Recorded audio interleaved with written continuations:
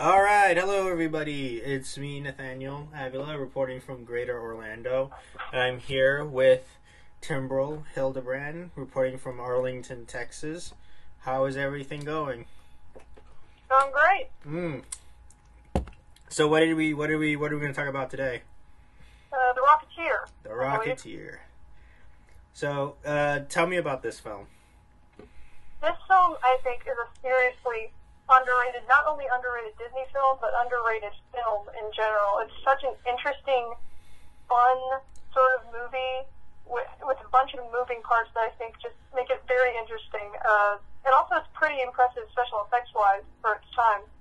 I definitely agree. Like, when I watched this film, it had everything. It had rockets, it had Nazis, it had mafia, it had all this stuff. It had spies and double agents and everything. Yeah, it's super fun.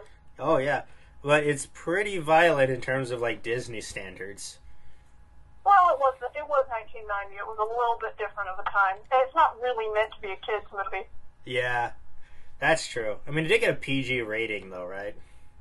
Well, yeah, but that's on the cusp of like the '80s time period when like movies like Back to the Future were rated PG. That's right. That's true. And also, Ghostbusters was also rated PG. That is true. All right. So a little backstory about this film. We first go back in time to 1982, where a guy named Dave Stevens created the Rocketeer comic book, which and he wanted it to be optioned off as for a film adaptation, and it was later purchased by a guy named Steve Miner in 1983. But he strayed a bit too far from the original concept of the comics, and the rights just reverted back to Stevens, the guy who made it. And in 1985, he gave two writers by the name of Danny Bolson and Paul DeMeo a free option of the Rocketeer rights, which basically means they just gave it to them for free, no price tag.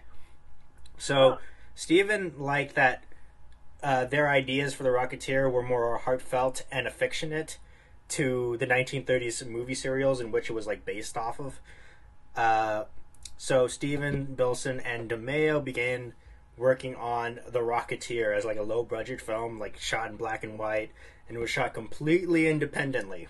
Well, funded completely independently, and the plan was to make like an homage to like a serial show called Commando Cody, and the cast largely assisted with like character actors and such.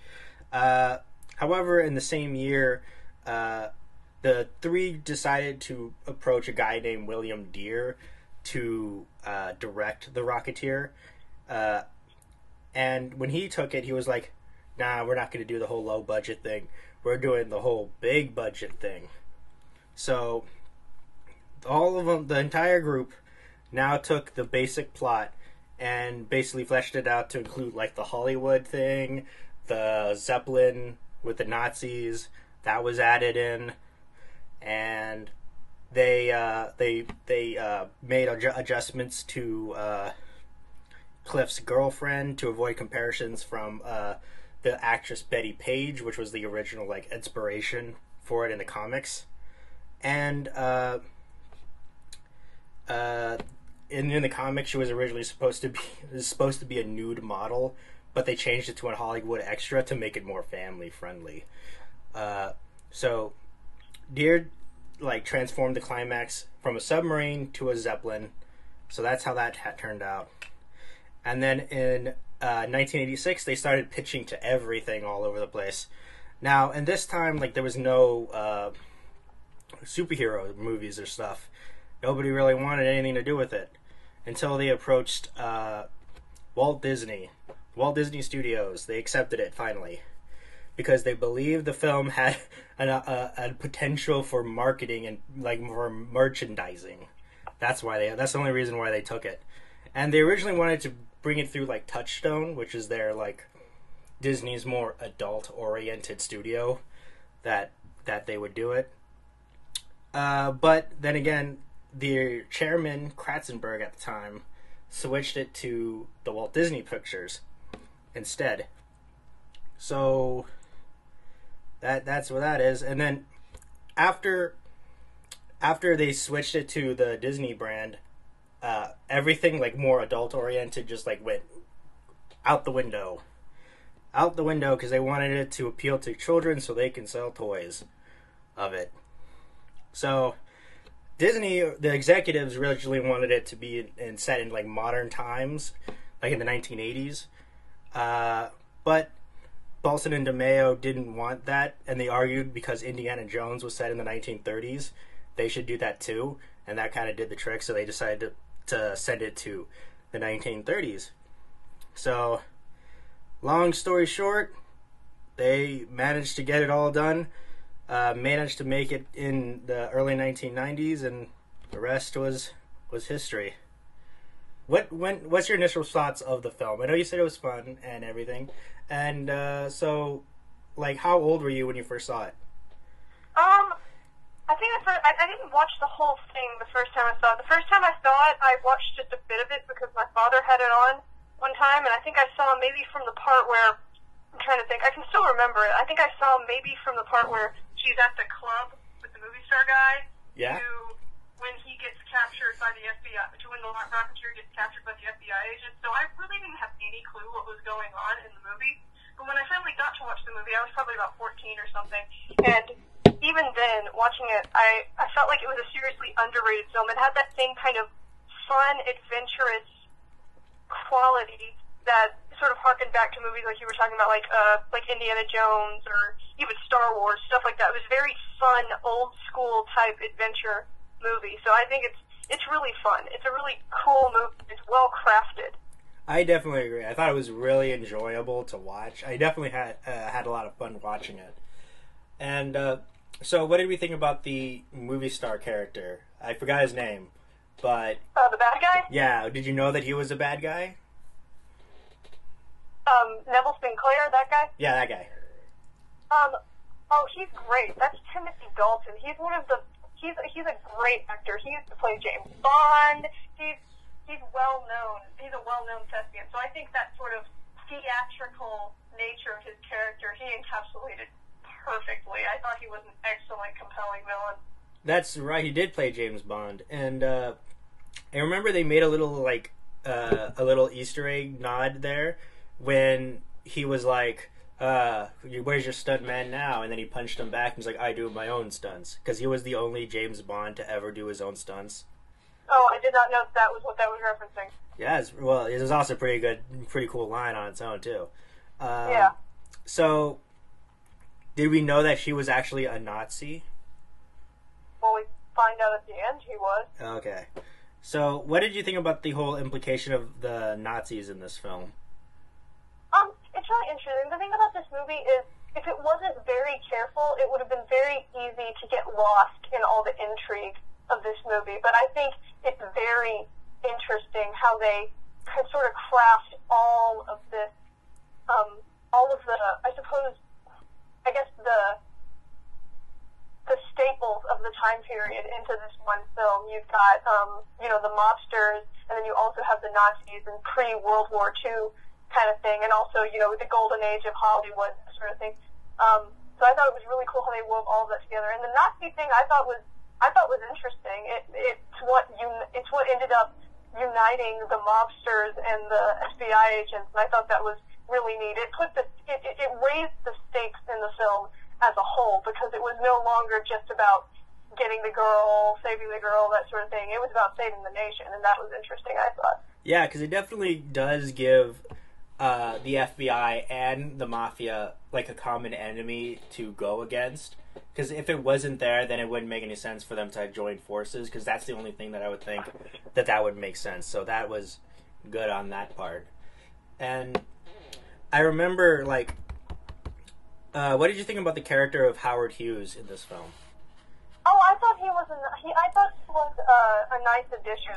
It's interesting how they brought in this real-life person in the midst of all this otherwise fantastical kind of comic book setting. So I thought that was really neat. It was almost like he was the Tony Stark, if you will, who Tony Stark is indeed based off of Howard Hughes in the Marvel Universe. So I thought it was nice. Yeah, you know that there's a scene where you see like the Spruce Goose, which is like this model plane, where Cliff jumps out of it in order to escape the hangar, and it just like flies off. The reason why that was put in there is because Disney owned the rights to the Spruce Goose, and they hoped that if they put it in there, it would create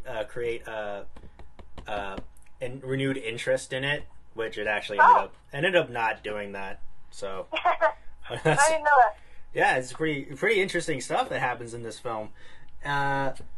So what about like the relationship between Cliff and Jennifer Connelly's character? I think it was Jenni. I think that's her name. Jenni, yeah.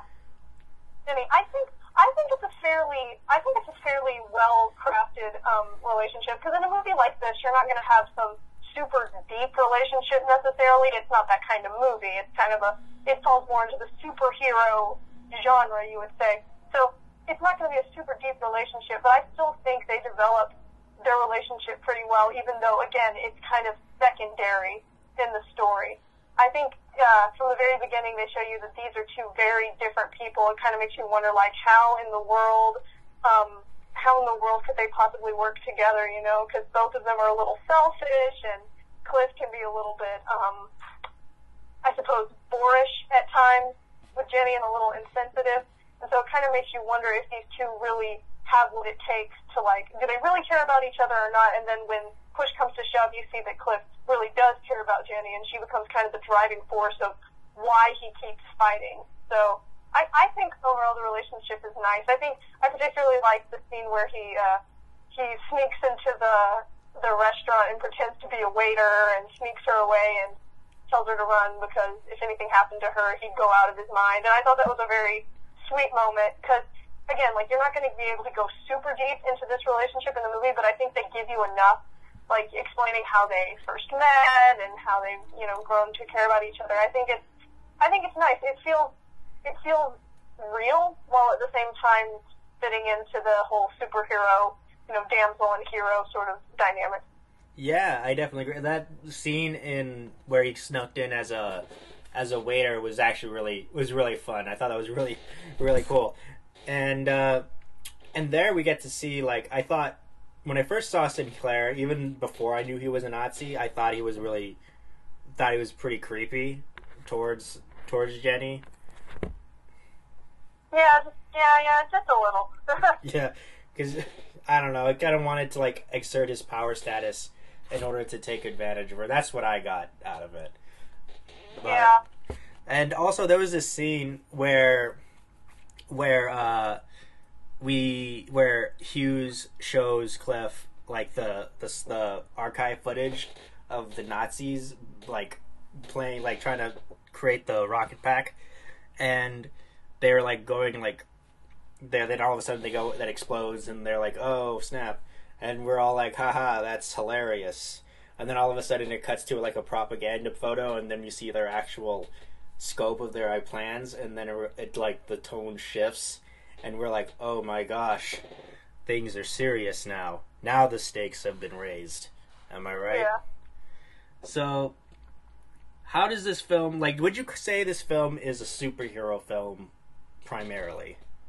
Oh, hands down. It's definitely a superhero film. It may not be the most conventional superhero film, but it is definitely a superhero film. You have an unwitting hero who's given a superpower of sorts, the rocket pack, and he's thrust into a situation. He has an equally super villain that he has to, you know, butt up against. So yeah, hands down, this is definitely a superhero movie. It's just not a super-powered superhero movie per se. I definitely agree. And because I know this film was supposed to be like a love letter to, like, Hollywood Golden Age type films, which includes, like, the Mafia stuff and the Nazi stuff and the World War II stuff, and the and that whole bit where they were playing, like, a Robin Hood type scene in the film. Yeah, that is, like, so cool, because that is, like, unashamedly homaging a scene from Robin Hood where he's fighting the girl or something. Like, it's that exact setup where Robin Hood and him are going up a staircase while they're sword fighting. So I think that's particularly cool. Yeah, I thought that looked familiar. Was it the one with Carrie Elwes as Robin Hood? It wasn't that. It was referencing the Errol Flynn, that's movie right. that came out in the 30s, like in the time period that this movie is supposed to take place. Okay, I was off by like 50 years. Just a few. Huh? I said just a few. Yeah. So yeah, there's all these intricate stuff. And I know that there's like a lot of stuff going on in this film. Do you think this film was able to balance all of that out? I think it does. I think it would have been very easy to make this movie confusing, but I think in true old school serial-like style, they keep you fairly well informed of everything that's happening. Like, the story writers don't leave you too much in the dark where you're going along, but yet they don't spoon-feed you the plot either. So I think they do that a lot with these strong, enjoyable characters, like Cliff, who's the lead, or his buddy Peavy, and the girlfriend, and the villain. Like, I think it's sprinkled with these very interesting, funny, and heartfelt characters. So the characters take you along for the ride, and you follow them. And so I don't think it's a very difficult movie to follow if you're paying attention. Yes, that's right. And what do we think about like Jenni's character arc in this film? Because I know in the beginning we see her as like wanting like a more lavish life, like she wants to go into like the more expensive places and the more elite type areas. But in the end, she finds out that, hey, I have everything I need right here and right where I'm at. I think of the two characters, like, there's not a whole bunch of character development when it comes to Jenni, because she's not really the focal character. But I do think we see her grow just a little bit from being a little naive to the world around her to kind of taking charge and, you know, manipulating the situation, like specifically when she's in the bedroom with Neville Sinclair and she totally plays him and then conks him on the head with the flower pot or whatever. So we really see her grow from being this sort of, I guess, starstruck extra girl to being a little bit more take charge and trying to rescue herself, that sort of thing. So we do see a bit of that arc. And we kind of, like you said, like her arc is just her going from desiring something to getting what she desired to understanding that maybe she should be grateful for what she has already. Yes, and would you say that Jenni exerts girl power? I mean, it kind of depends on your definition of what quote-unquote girl power is. I think she definitely fits into sort of the regular damsel in distress quality, which I don't think by any means makes her a weak character, because she's still fairly independent in everything she does. I think you see that as she finally kind of rebels against her starstruckness for this, famous actor, Neville Sinclair. Because at first she does kind of seem like sort of a passive character, just kind of going with the motions, but once she's put into danger, she does want to help Cliff, and she does want to, take charge of things herself. But I'd say mainly she does serve as a damsel in distress in this, but I wouldn't say she's a weak damsel in distress per se. She's a very active damsel in distress still, because she plays a part. She's not only there to look pretty and be rescued. Yeah, she is definitely very active. Like that whole scene where she knocks Sinclair out with the vase, that is her definitely like a defining moment for her character, to let the audience know that she is like more active than your run-of-the-mill damsel in distress usually is in other films. And I didn't know that I've seen the film, like especially in the beginning, Cliff starts off as he's mostly not that very good of a superhero, at least in the beginning, because he's constantly like running into things and also in that scene in the restaurant where he destroys everything and with his jetpack and everything catches on fire and stuff. Yeah, I absolutely love Cliff's character. I think he is a very interesting hero because he, like you said, he's not so much a reluctant hero as he's not very good at being a hero per se.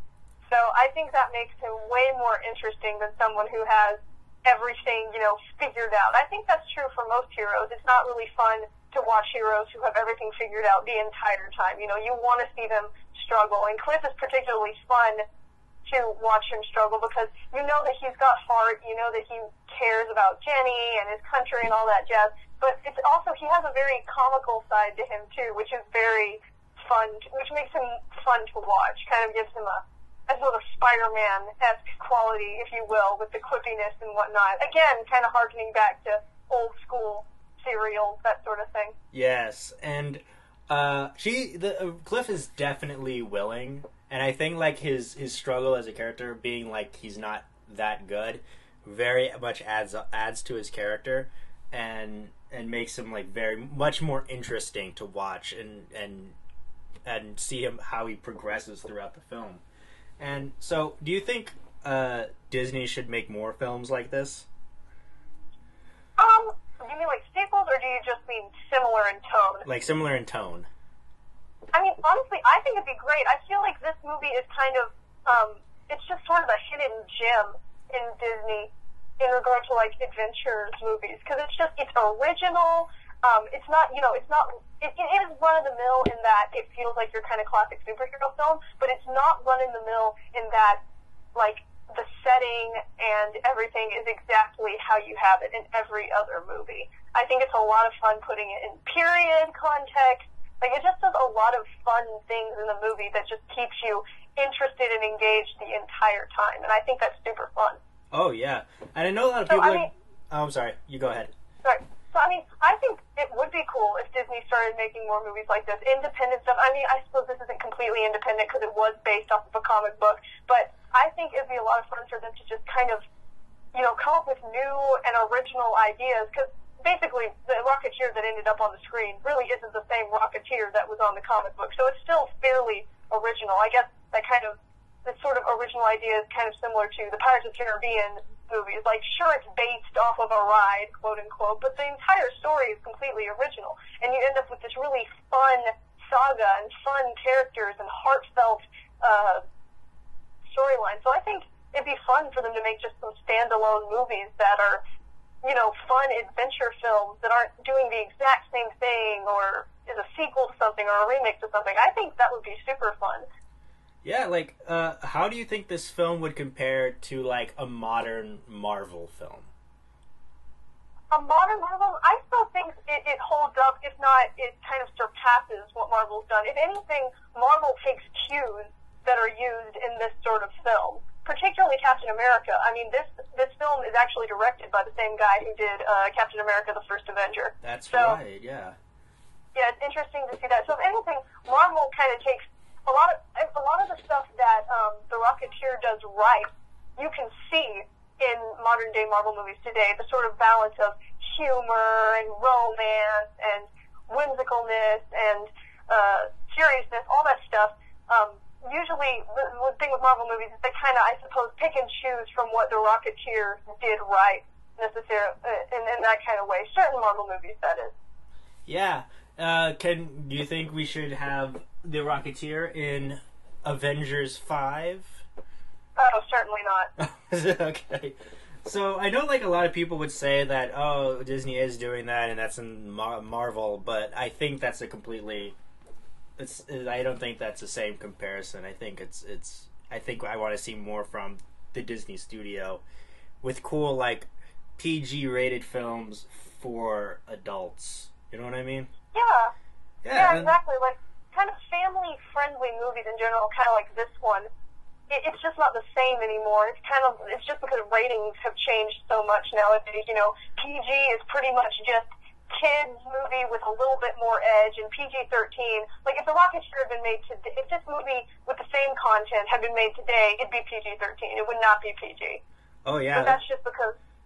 Yes. That's just because of how ratings work now.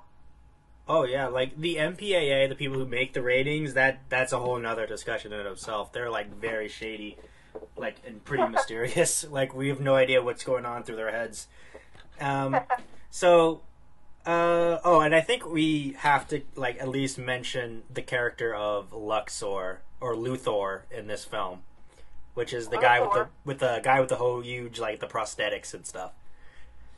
Oh, I don't think his name is Luthor. Is it not? What is it? No, I don't remember his name, but it wasn't Luthor. Oh, okay. Well, I'm not sure he even had a name, to be honest with you. Yeah, you might be right. I might be thinking of something else. But yeah, the big guy. Yeah.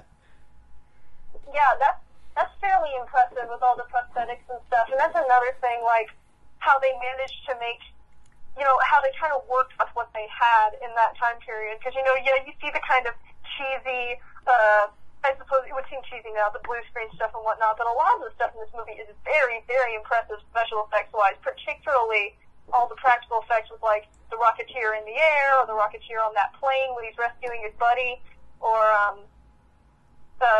the big monster guy. That's pretty neat, too, prosthetic-wise. I think it's a pretty neat character, the sort of monster Frankenstein kind of thing. Yeah, and, like, one of the things I also like about this film is that it ends like fairly happily, and I like the whole feel good aspect of it. It did really make me feel good at the end. I thought that was really nice. Yeah, I absolutely love that. There is nothing wrong with having a feel good movie. It doesn't make it any less than the movies that have a darker ending. You know, some people seem to have an aversion to happy endings, but I think if most of us are honest, we want a happy ending with the hero winning. Yeah, I know a lot of people are like, oh man, we need edgy stuff, dude. Like, we need like Batman versus Superman type stuff.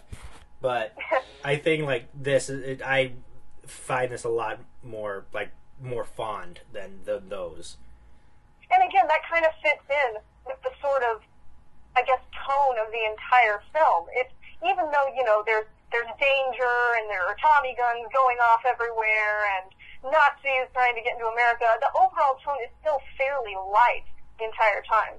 So I still think it fits that sort of homage to old Hollywood and adventure movies, all that jazz. Mm-hmm. So, would you recommend this film to anyone? Oh, hands down. Would you like put this film as like your top 10? Honestly, I might. It's one of my favorite movies. Yeah. What would you rate this film? I'd give it a 10 out of 10 because it's a great movie. Ooh, 2 10 out of 10s and back to back. Yeah, I'd give it probably like an 8, 9 out of 10. Awesome, yeah. Yeah, all right, and that's The Rocketeer. All right, yep. So we'll see you guys next time. Okay, bye. Bye.